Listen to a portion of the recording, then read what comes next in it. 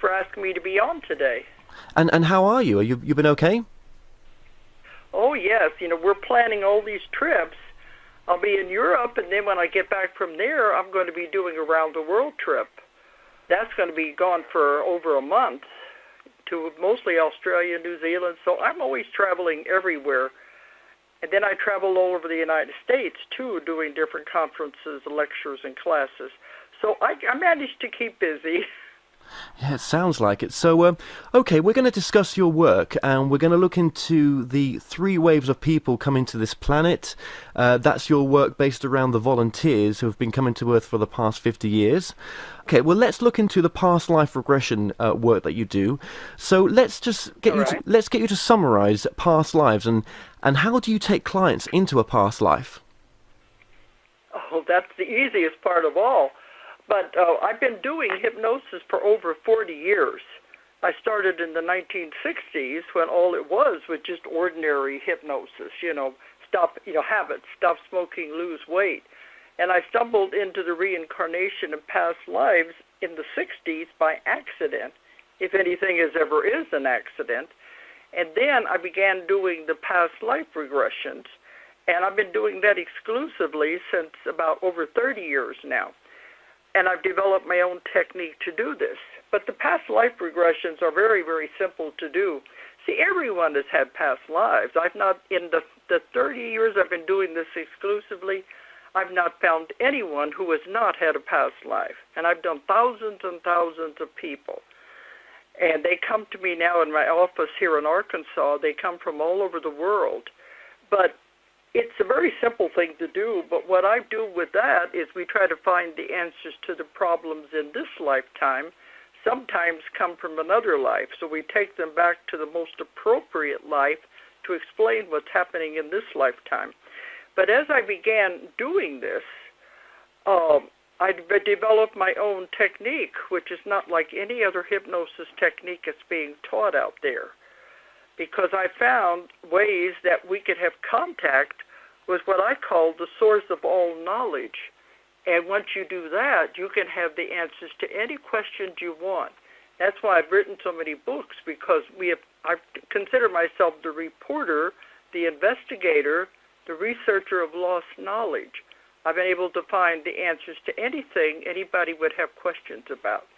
And then along the way, with this new technique, I found ways to have instant healing with anybody of any disease, illness, or anything. And that's the main part of my teaching and my therapy work right now, because I work as a therapy and a counselor when people come to work over their problems. But a lot of them now are coming is because of the physical problems. And many of them are scheduled for surgery, and if we can get them before they have surgery, they won't need it. So this is a very powerful part of my work now. It's not just the research and the finding the lost information. It's being able to heal people, and this is what I'm teaching in my classes all over the world. We've done a lot of work in Russia. I was there 4 times last year. And Australia, we have a tremendous response there. I'm teaching many, many hundreds and hundreds of students there. So this is my main work right now, is focused on that. But I've found the answers to just about any metaphysical question that you would want to ask me anyway. That's kind of a summary, I guess you would say. Okay, so all the information and theories that are presented in your books are all accumulated through the clients you work with. Yes, I'm not a psychic. I don't channel. I'm just a reporter. And I write what I find. And sometimes it's like putting a puzzle together. I'll get a piece of information from one person, and then I'll get something from somebody else that will connect. And this happens everywhere. I'll get a piece in one session, then I'll find something in another one. It's like putting a puzzle together. And I keep getting now more and more complicated metaphysical theories and concepts. So that's where my latest books, or the Convoluted Universe series, are going into these complicated theories. I say they are books for people who want their minds spent like pretzels. So a lot of your work's based on the ET subject. So let's just explore that field of your work for a moment. That's not a lot of my work. That's part of my work. I worked with ETs and UFOs abductions for 25 years, but it's only a part of my work. But go ahead. So sorry, a part of your work is based on the ET subject. So, in your opinion, then, and obviously the information that you've gathered from your clients, are the ETs responsible for life on Earth? I mean, was it their job to plant life, in your view? Yes, I've written 4 books about my findings, and the one, Keepers of the Garden, is one of the first ones I wrote up on this subject, and that's now in 20 languages all over the world. And in the book, The Custodians, I have my 25 years of research with the UFOs, and this has come out again and again and again through everybody I've worked with. That was how life began on Earth, was they were responsible, and that's way back at the very beginning. And I've done lectures on this. It depends on how much detail you want to get into, but this was a job they were given to start life. They go it all over the universes, and this is how life has began everywhere. And a lot of people don't like to think of that idea because they like to think God is responsible in there, but he definitely is. God is the one who told them to do these things, and they're just carrying out their instructions. They said this is the way life has began everywhere since the beginning of the universes. And it's their job to introduce the cells to see what will grow in a particular environment in a planet. And they said you would have been surprised what you could have looked like. It all depends on the type of cells that will work in our primeval soup, I guess you would say. And they worked on this for eons, and they're always there taking care of it and observing it and recording what happens. So this is a very involved process. So, I mean, how far back did the seeding of humanity go from the past life regression work that you've done with your clients? I've taken people back to the beginning of Earth, so that's pretty far back. Yeah. To where there wasn't any life on Earth at all, and to where all there was just the exploding volcanoes, and there was a lot of ammonia and things in the air, and nothing could grow here. No plants or anything could grow until all of that was cleared out, and the atmosphere and everything was stabilized. So that's how far back it goes. They had to work with that first to stabilize the atmosphere and make sure everything was right to begin growing things on Earth. And the first things, of course, they had to have water, then they had to have plants. It was all very logical progression. And what a lot of people don't understand is when you take people into past life regressions, you're not just a human being here on Earth in this body. This is just one little tiny part of your education, I would say, your school. You've all been ETs. Everybody has. You've all had lives on other planets, other dimensions, and some dimensions you don't even have a body. You're just a light being. I've taken people back to all of these lifetimes. They just happen to come up. Many of them are on spaceships, and they tell me their jobs as they're doing this work. And many of them, there's 2 different kinds. One were called the planters or the seeders. They were the ones who were involved with the actual introduction of cells on the planet. Then you have the other ones that are the recorders. They were the ones that came back at various times to see what was growing and what was not. It's a very long, complicated process, but I've had people go back to the very beginning in these sessions that I've had. We never know where they're going to go. That's what I mean. I put it all together like a puzzle. So we have the complete story of life and how it began on Earth, and the ET involvement, which is a very positive and wonderful thing. So if we're going to say that, there's been some sort of extraterrestrial intervention in the seeding of this planet, where do stories like Adam and Eve fit in then? Well, you want to get into religion, that's a whole different ballgame, because, all of that, those are legends that go way, way back. But if you want to break it down, there wasn't just one, because whenever they go to plants, and then you have to have animals. All of this was introduced. Animals were brought from other planets. Even the first cells were brought from other places to start the beginning of the cellular progression. They wanted cells to clump together to form a multicelled organism. After that, they didn't care what it formed as long as it was something that was alive. That's how the first plants began. And I asked them one time, where do these cells come from? They said they could come from anywhere. We gather them throughout the universes, and we use them in the appropriate environment. So over eons of time, animals began to form. And then, whenever it got to the proper point, they had to have an intelligent being.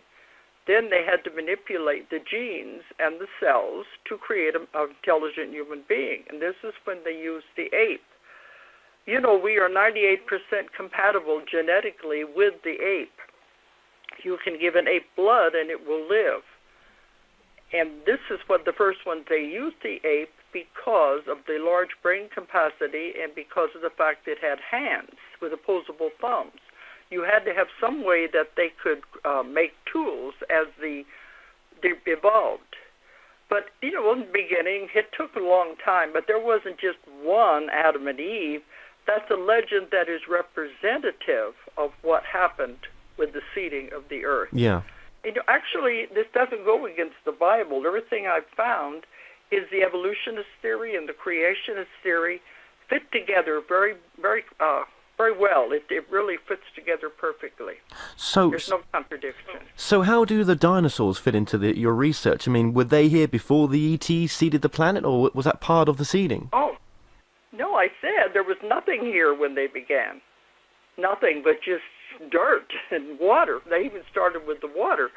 The dinosaurs were part of the experiments to see what was going to be able to grow.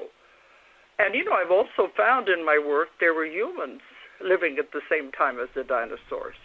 So a lot of what the scientists say is not accurate. But the dinosaurs were part of the experiments to see what would grow, and then it was soon found that they were going to be too big, it wasn't going to work, so they were allowed to die out. Okay. And of course they died out when the first shift of the Earth occurred and the Ice Age, and so they were just allowed to die out. They were not productive, in other words. Okay. Now, we've got Zachariah Stitchin hopefully coming onto the show not too long. I know he's not been very well recently, but we're waiting for him to just recover and hopefully come on the show. And now, a lot of Zachariah's talks about the possibility that we were genetically altered. How does this how does your work compare to his? I.e., you know, was the Sumerian tablets that Zachariah's information came from based on a group of ETs that came to Earth eons later after your original sort of seeders? Yes, I know Zachariah and I know his work. We have been on lecture circuits together and done book signings together. There is no contradiction except that his work picks up much later after my work. My work begins at the very beginning. His work with the Sumerian tablets are the records of a groups of ETs that came after everything was established. And they took and altered some of the existing species to become slaves, and that's what his work is about. But my work begins eons before that. So they didn't create life. They took life that was here and altered it to make slaves out of it. But then later, you know, they came in and told them you can't do that, and so they made them leave too. And this is what it goes back to in the beginning of the Old Testament about these people. Of course. So that's where he's basing his work on. His book is accurate, it's just that it starts later. Okay, and in your past life work with your clients, obviously they must speak of many different ET species. There can't just be one, surely. Oh no, there's many, many, many. And where are their roots from? Where did they start from? The same way we started.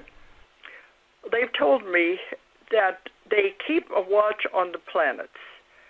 This is what some of them groups do. They just fly throughout the galaxies and the universes, and they're looking for planets that are getting ready to support life. And they said, whenever a planet reaches the point that it can support life, that's a very important time in the history of that planet. There are councils with rules and regulations over solar systems, over galaxies, over universes. And whenever the planet reaches a point to where it can support life, they record that in the history of that planet. Then the group that's responsible have to go and see what will grow on that planet. And it all depends on, like I said, the primeval soup, the atmosphere, the chemicals, what the soil is, what will grow there. And they said many planets went down the insectoid line. Many of them went down the reptilian line. We went down the mammal line. They said you'd be amazed what you could have looked like. Just depend on how it all fit together. But in my work, we have found, I guess you would call ETs, that you wouldn't even think were alive. There are so many different body shapes and compositions that you think, well, that can't be a living being. But it is. So we are going with the humanoid shape, but they said, which is a very popular shape to use in the universe because it's practical to have the head and the 2 arms and 2 legs. But I've seen many that have 4 or 5 legs and arms and all different kinds of compositions. And but there are some that were just like a ball you wouldn't think was alive, or a triangle. But there's so many different types, you can't just put it down to a few. Most of the ones on the ships are a humanoid type because that was more practical. But they develop along the line of whatever was available on the planet they came from. They're evolved enough now that they're out doing traveling. They have the technology now, so they are traveling. And so just like on Star Trek and Star Wars, they have all these different types on the ships. But we've all been these things. I've had people go back to when they were all of these different types. But that's why we're just this one type, and there's nothing special about us. Really, we're at the bottom of the barrel, if you want to call it that. Right, okay. Okay, well, just sort of summarize your past life work. Have we only ever had past lives as ETs, or have we been anything else? Also, everybody's been animals, plants, rocks, air. You've been absolutely everything you can imagine, because that's what it's all about. You have to know what everything is like. You can't do it in one lifetime. You have to know what absolutely everything is. This is what's very important now with the environment and the ecology. Sure. If we just remember, we were all part of this. We've all had existences as plants and animals. If we could just remember that, we could say we are all one, and we would be much kinder to the environment. But it's not just ETs. We have been everything, and that's part of our education. So would you say then that the ETs are closer to the source, the sort of God energy, if you want to call it that, than us? Yes, definitely. They call it the source. They are closer to it than we are because they understand it and it guides them, but also it keeps them alive. This is one thing that's important. They think we are amusing because we have to eat. There's 3 things about us that they think is fascinating. That we have to eat, and that the way we procreate, they think that's hysterical, and then the fact that we die. And see, they don't do any of that. And the part about the food, they said that's what kills the human being. By the eating and the breathing, that's what deteriorates the body. And we have scientists on Earth scientists who are investigating this, and they're trying to eliminate the act of eating and breathing because they know this is what makes the body die. They're trying to eliminate it now. I said they're going to take all the fun out of everything. But with the ETs, they don't have to consume food, and all of the organs in that part of their body have already atrophied because they don't use it. They exist on light. And I asked them one time, where does the light come from? They said the source. So they are closer to God, the source, than we will ever be because they have evolved to the point they need that energy coming direct from the source to be alive. Okay, so basically your belief in all this does not neglect a sort of divine creator or God. No, the ETs have the same idea as well. Yes, definitely. And I've had many of my clients go back to when they were with God. And I've reported this in my books, And it's not at all what the churches say it is. It's extremely beautiful and wonderful, but they don't even have a clue of what it is really all about. So what makes coming to this planet so special? This is the most difficult planet to come to. This is the most challenging planet. This is the densest planet in the whole solar system, in this whole part of the galaxy. It's a very challenging planet. They said you have to be very brave to come here, because you come to Earth to learn emotions and limitations. And some of those are not found on other planets or in other things that you're taking lessons for. But you come to learn emotions and limitations. But also, we are a planet that was created with free will. So they sit back and say, okay, now what are you going to do with this? And when you're on the spirit side and you're making your plan and your contracts of you're going to come back, this is a school, is all it is. Okay, I'll take a course now over here in the Earth School, which could last for many, many, many lifetimes. But I'm going to take this and just see what I'm going to learn over there. And you're on the spirit side and you're making your plans, there are guides and masters and elders to help you make your plans. And they're telling you, well, you're setting up a pretty hard schedule for yourself. Do you think you really want to do that? You say, oh, yeah, I'll learn a lot. I'll pay back a lot of karma. I want to go and do it all right now. But they say, well, all right, then just remember it's your choice. What you're setting up will be there to help you, but you're going to have a hard time. It'd be easier if you took it slower and easier and tried to work on one thing at a time. But some people are in a hurry, and they don't want to do that. So they set up too hard of a course, like if you were taking college and didn't leave any time, extracurricular time, to yourself. So this can be very difficult. But they say if you choose to come to Earth, they admire you. You have to be very brave, because to come to Earth, you have to be a master manifester. Have to evolve to that degree. Right. That means you can create anything you want. There is nothing you can't have, because you've done it, and this is, you have to, they told me that one of the main lessons to learn on Earth is how to manipulate energy, because everything is energy. So if we're already coming, we have already graduated to the point that we are a master manifester. It means we can use energy to create anything you want, absolutely anything, because you have to learn how powerful your mind is. And there's nothing you can't have. They've told me many, many times there are no limitations except the limitations you put upon yourself. First you decide, you got to know what it is you want, of course, but then you can have anything. Everything in your life you have created and put there. And a lot of people don't like that idea because they don't like how their lives are going. But if you realize that, then you can uncreate these things that you don't like about your life. That's how powerful your mind is, and that's one of the main lessons you're here for, to learn how to do these things. Yeah, that's right. It's the kind of a school. It's the kind of a school where you can't skip a grade, but you can have to take a grade over if you don't learn it the first time. And that's the problem. People don't learn it. And they have to come back and do it again with the same people, same circumstances, take that grade over until they finally learn it. You can't skip from kindergarten to college. Have to take each step of the way.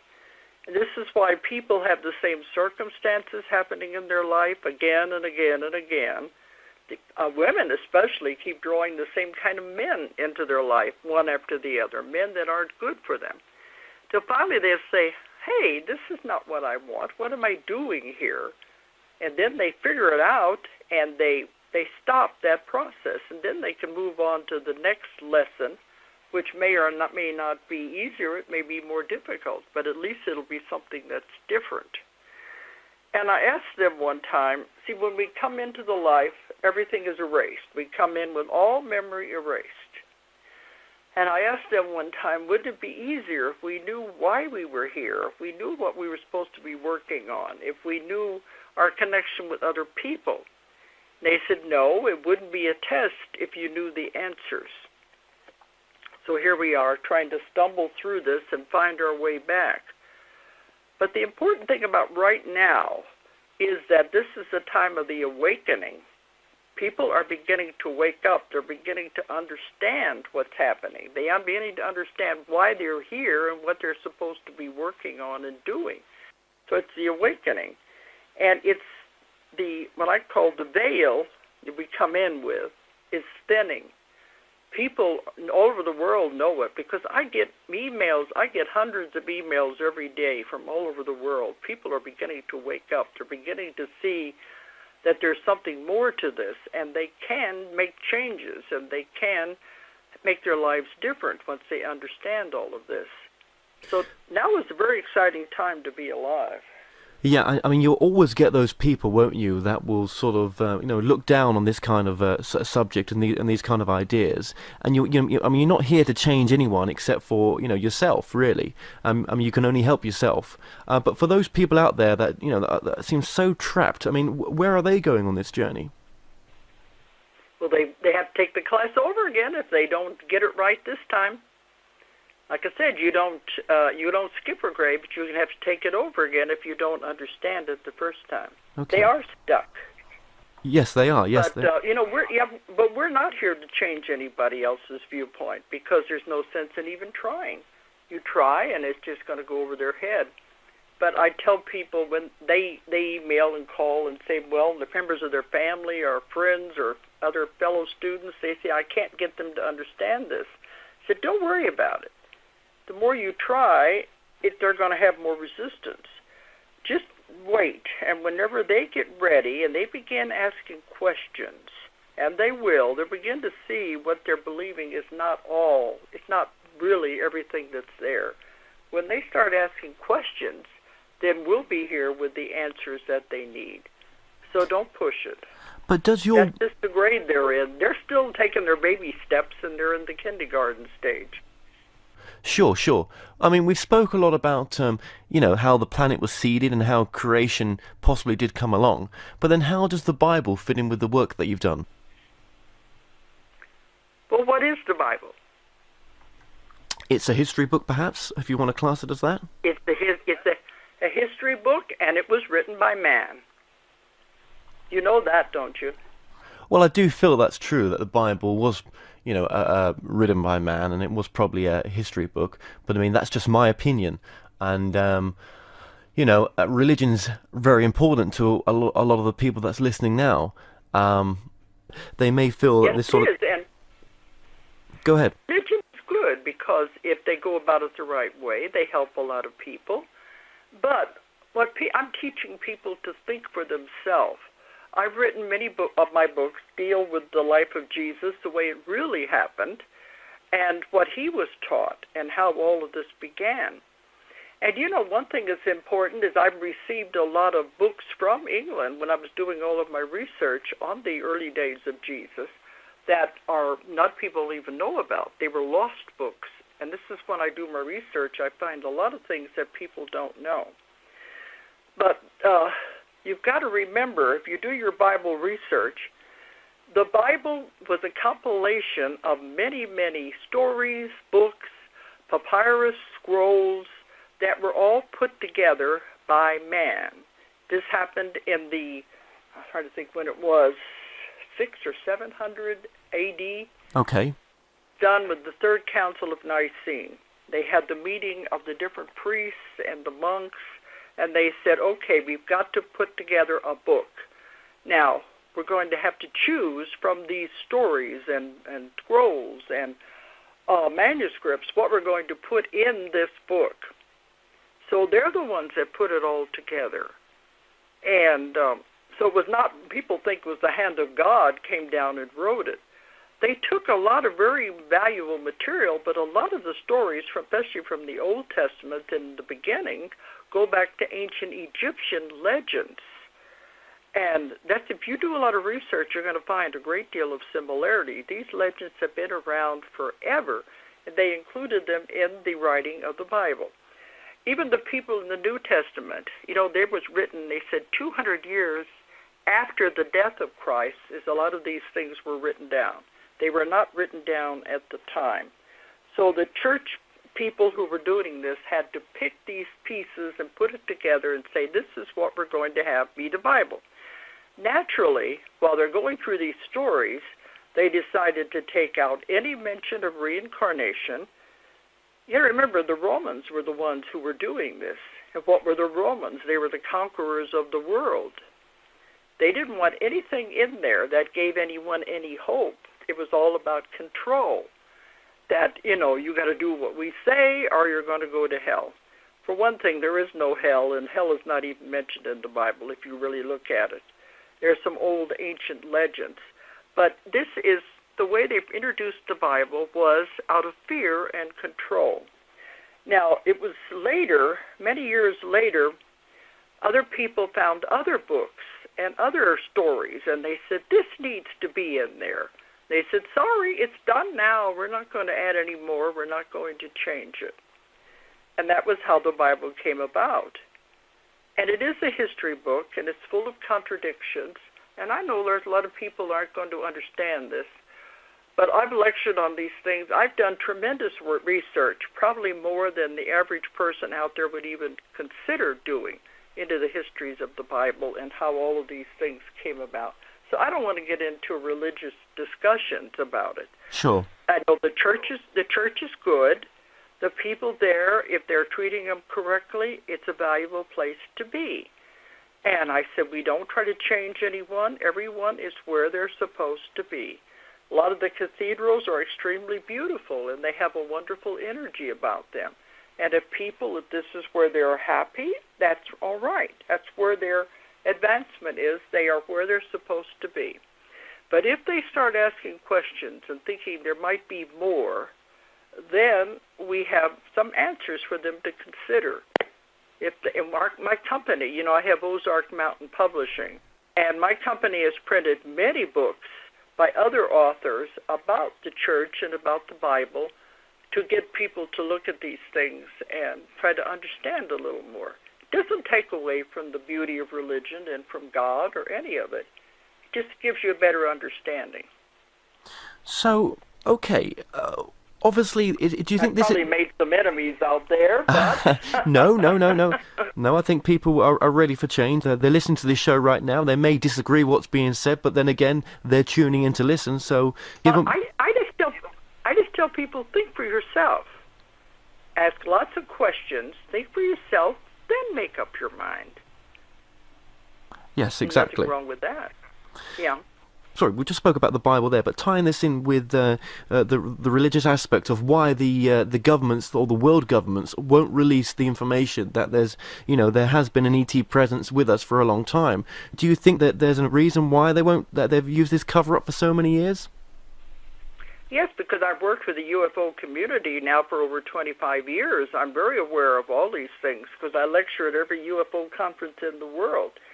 And it's ridiculous, but they keep saying they're worried about worldwide panic, and they're worried about how it will affect religions if they realize we're not the only species in the galaxies. It's ridiculous. This is the best that anybody could do. We're at the bottom. But they're worried about how it will affect people. And, of course, a lot of people say, we're ready for it. It doesn't matter. But they also said they can't come out now and admit it's true after lying for, 50 years or more? We have to just keep up with this pretense because we can't tell people we've been lying to them all these years. But in your opinion, then, why haven't the ETs made sort of global contact? And is it not in their best interest to interfere with us? Is that why? Well, the Star Trek directive of non-interference? That is very, very real. It's very real. It is not a science fiction concept.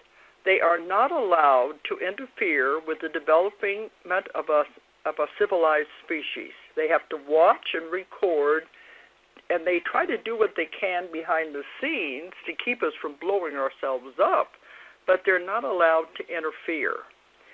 But that's part of the agreement, non-interference, and also because this planet was given free will, they have to step back and just let us make their mistakes and, shake their heads, saying, when are these kids going to understand and figure out this is not the way to go? So they can't interfere. They just have to watch. But will the ETs let us join them in the end? That's what they want. That's what this is all about. That's why they have developed us into an intelligent species in the first place. Because eventually we will join with, it's called the Galactic Federation, we will be a part of it. They want us to be a part of it, mostly because of our curiosity and our creativity. They think we would be very valuable. But we have to get over this violence. They're afraid of us. That the violence that the human race has is terrible. That's why we're isolated over here. We're just a very small planet isolated over here in this part of the solar system to protect the rest of the universe from us, because we're the violent ones, and they're observing and watching us. But they're really afraid of us, and they said until we can get over our violence and over what we're doing to each other, we wouldn't be any good with their group at all, because they're totally full of love. And I know a lot of other probably people have spoken on here talk about their negativity and things they have done to people. That's because they don't understand the reasons why all these things are happening. And at the level of trance that I work at, we get the real information and the real stories of why, what's happening to the people. And it's not negative when you understand the bigger picture. So they've been here taking care of us since the beginning of the world. They told me one time in one of the sessions, they said, why do people think we're here to take over the world? It's ours. It always has been. They said, we can't do anything as bad to you as you do to yourself. So they would love to have us join them, but first we got to get over this stuff we're in now. And it's happening, because that's why I said this is an exciting time to be living in. The veil is lifting, we're awakening, beginning to figure out what's going on, and we have to get pulled away from this violence, and then everything is going to be beautiful. That's where we're headed. Yeah, because isn't it strange that, sort of back in the late 40s, that the UFO sort of phenomena started happening. Now, where's the connection with the atomic testing and the interest that was, the sort of the mass sort of impact on ufology that happened from that time until now? Oh, boy, that's part of my lectures that I will be giving. And I don't know if you read my books or not, but all of this is in my books. There's a direct connection, very definite direct connection. Because the only time they could ever interfere with the mankind is if we were going to blow up the planet, destroy the world. Because if we destroyed this little planet here, I said, this little bitty planet, you wouldn't think it'd be so important. But they said, if this one planet were to blow itself up, it would cause reverberations throughout the solar system, throughout the galaxies, even throughout the universe. So it cannot be allowed to happen. It would disrupt lives in civilizations, even in the other dimensions. See, a lot of this, there's too complicated for me to go into on the show, but I'll be covering a lot of this in the lecture. But because of that, we cannot be allowed to destroy the world. So by the end of the war, World War I, whenever the first atomic bomb was dropped, that really got their attention. They said, we better get down there and see what these kids are up to. We were not supposed to have that yet. It was not supposed to be allowed into our timeline yet. You're given inventions and things that you're supposed to have when the time is right. Then they're allowed into the timeline. Whether it goes back to teaching the first man how to plant corn, how to hunt, how to do all of those things. They always came and lived among them to show them the next thing they were supposed to be doing. This is where your legends of the gods and the goddesses came from. They were ETs that lived among the people, teaching them the next part of their evolution. So there are things you're supposed to have at certain times that are allowed. Atomic power was not supposed to be given to us until we could use it for a positive. It was supposed to be a positive invention. Instead, it came out as a negative, because when it was first used, it was used as a weapon. And they said once something has been used for a negative purpose, it can never really be turned around to positive. So that's what they didn't like. And that's just why you had this mass influx of UFOs that began right at the end of World War II, when they all began to come in, and because they were watching us, trying to see what were we doing. There had to be a way to stop us, because they knew the way man is, we wouldn't know what we were playing with, and we could very easily destroy the world. Okay, so you say that there's been groups of ETs that have come down here to help us progress, but then what about the other side of the ET phenomena, which is the abductions and the implants? Would you say they're a negative thing? It's not a negative thing at all. And I've written about this, especially in my book, The Custodians. They told me, you must understand this, what the purposes are. It is a monitoring, because a lot of these people have been chosen as part of the research to see how man is developing. Also, what they think is the examinations is they are trying to see how the body is doing, and they will heal the body, because they're very concerned about the increase in cancer and the different diseases. So they're monitoring the bodies to see how man is developing to his environment with all the pollutants and the additives in the food and everything. That's what a lot of the examinations are for. But the implants are there so they can find the ones that they're working with and tracking over long periods of time. They're giving the cures and remedies for these different diseases. They're giving them to different doctors, so they will be able to go with this. Some of the implants that are put into people are there for health reasons. They're kind of like time-release capsules that we take for colds and things. They're put into the body in various places to release medication, things to the system to keep the body healthy. And I know there are people like Dr. Lear who takes these out. They want to examine them. I tell them it's not going to make any difference if they're supposed to be there. They'll put them back anyway. Because some people, once they've been taking these implants out, they become very ill for the first time in their life. And in the book, I go into a lot of the reasons why they're put into different parts of their body. See, a lot of this can get very complex. And even after I wrote that book, now I'm getting so much more information, it's becoming even more complicated. And I don't even know if there'll be time in the lecture to cover a lot of this, because I'm apparently working on 3 more books. And one of them will be dealing with the new concepts of the ETs and the UFOs that nobody has ever considered before. But it is positive, because they're monitoring us. They're taking care of us. And the implants are not negative. I know Dr. Jacobs keeps saying, oh, they're here, they're going to be turned on. The implants will be turned on to turn the people into robots to help the ETs take over the world. That's absolutely ridiculous, because all the information I've got from hundreds and hundreds of cases it's a wonderful thing. And the people who are experiencing abductions agreed to this before coming into this life. When I said earlier about making your plan, this was part of the plan. They agreed to be helping the ETs with their experimentation while they were alive. The problem is when you come in, you forget all of these commitments. Of course. The ETs say, we don't forget ours, you forget yours. But you did agree to be part of this program.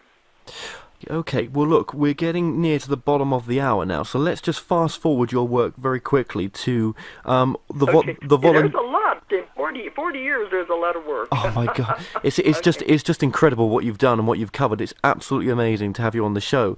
And I'm sorry if I'm sort of darting in between subjects. It's just so much that we've not got enough time to cover all these in any great detail that they need. But just fast forwarding. Yeah. Why are the volunteers here, and what do they do? Okay, that's what I'll be speaking at in the lecture I'll be giving in London also, because it's all part of this whole thing. I don't know if we're going to have enough time to go through the entire let's just briefly touch on what the volunteers are and what this work of yours sort of entails. Okay, because in the lecture I'll go into more details of why they signed on to be here.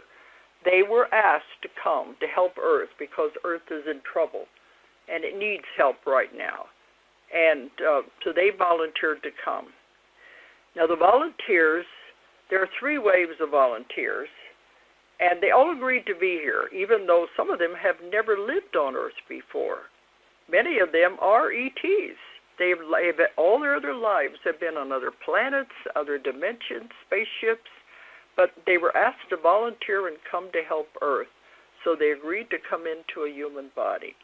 And many of them have never lived on Earth before. You can imagine how confusing it is to come into a human body with all of the stuff on Earth. It's a very difficult planet anyway. So they come in. The first wave that I have divided this up in, the first wave would be now in their 50s and I think early 60s. They would have been born right after the end of World War II. This would be most of the group you call the baby boomers. Not all, but the ones who have agreed. When all that influx of new people were coming in at that time. That was the first wave of volunteers. And they're like 40s, 50s, and some of them have told me, I know I'm first wave, and they are in their early 60s, which would fall within the timeline. The first wave have had the hardest of all. They don't want to be here. They're very uncomfortable being here. They don't understand people. They don't understand what the violence is all about. They're always saying, I want to go home, but they don't know where home is. They just know it's not here. In my book, Keepers of the Garden, we covered that first wave intensely. And a lot of the first wave, when they were younger, tried to commit suicide because they wanted to get out of here. They just didn't want to be here. Even though they had good families, they had a good job, they still just didn't want to be here. So that's the first wave. They have had a very hard time adjusting to life on Earth. The second wave, I think you would say, would be in their 30s, some are in their early 40s. Some of these ages overlap anyway. The second wave came in, and they have had a much easier time. They've adjusted much easier to life on Earth. And when I've worked with them, they are called antennas, generators.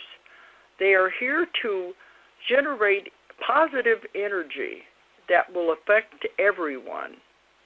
And I've had people come to me and say, well, what is my purpose? What am I supposed to be doing?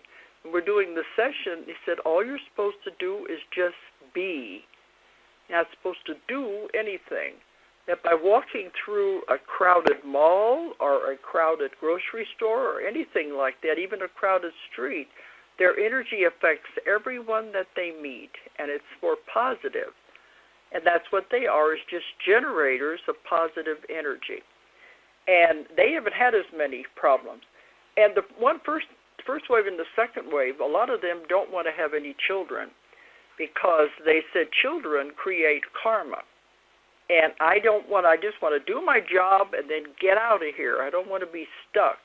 And if I create karma, then I'm stuck here.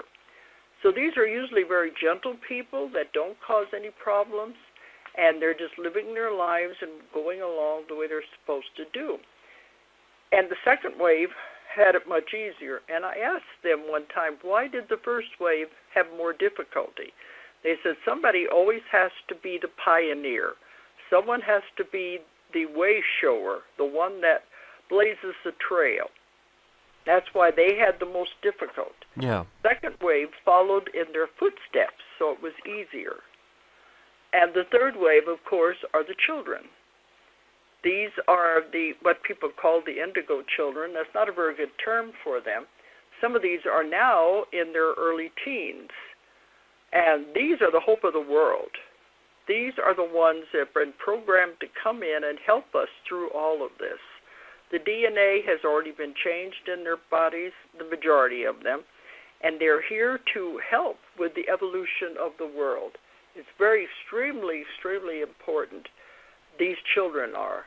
I saw a show on Nova, or maybe it was some other TV show, where they said some of these children have already graduated from college at only 10 years old. And many of them are establishing organizations. And the organizations they are founding have to do with helping the children of the world. So this third wave are this very important children that have come in to help with, they're the hope of the world. It's very, very important that we treat them in that way. They don't fit in with the normal schools. That's because they are not like the average student.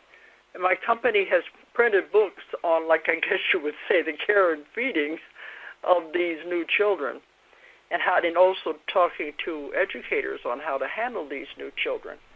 And I've spoken at conferences where we're trying to educate the educators. If I can give out my website, they can find a lot of information about my books and all these other books that I've mentioned. Sure, go ahead. Is that okay? Okay. The name of my company is Ozark Mountain Publishing, but it's abbreviated on the website. It's OZARKMT.com. OZARKMT.com, or you can just type in Dolores Cannon.com, and you'll get to the website with all of these books. Okay, well, what we'll do, we'll put a web link on our webpage as well for yourself and with all your websites on. But just basically, the volunteers are to help the planet through this changing time, and also, I suppose, to stop us from harming the planet anymore. Yes, because the ones who have been here all these countless lifetimes, coming back again and again and again, are on the wheel of karma. They're still here repaying karma. And they can't advance the planet because they're too caught up in their own junk, what I call the garbage and the baggage.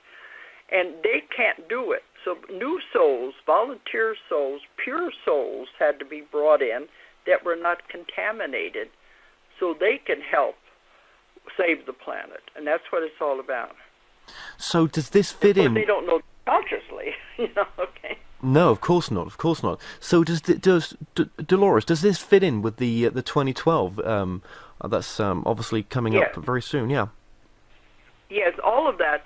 But I think we're not going to have enough time. In my lecture, I'm going to cover all of this. It all fits beautifully, and it's all wonderful. It is not the end of the world, people. I don't know where people come up with this negativity. It is not the end of the world.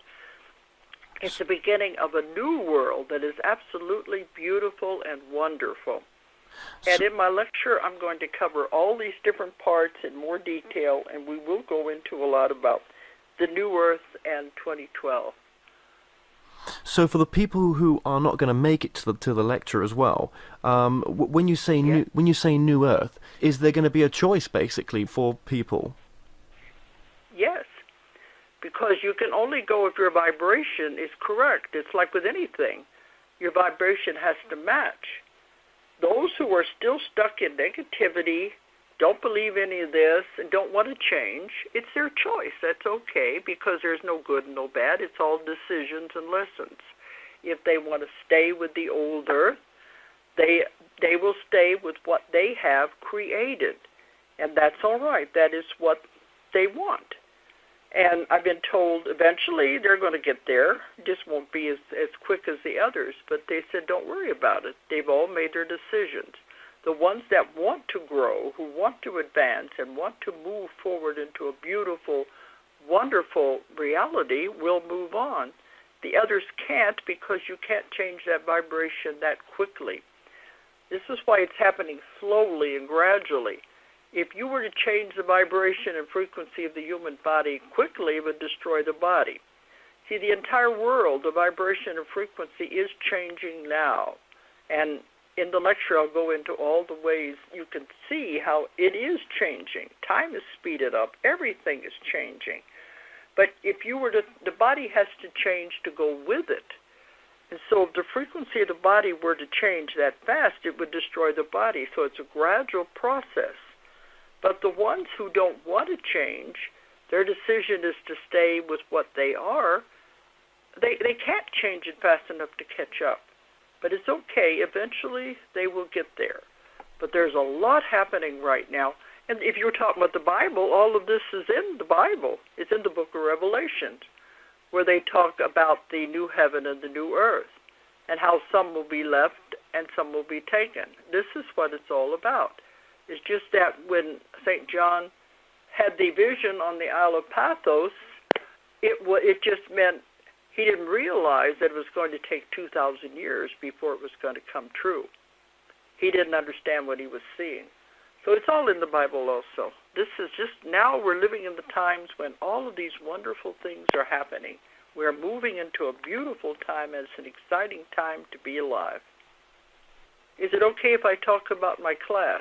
Yes, I wanted to get you to mention that. You've got 2 classes, haven't you, on the 3rd of September and one on the to the 3rd to the 5th. So just tell us a bit about the class, please. Yeah, the 3rd to the 5th. Yes, this is my class where I teach people to do what I do.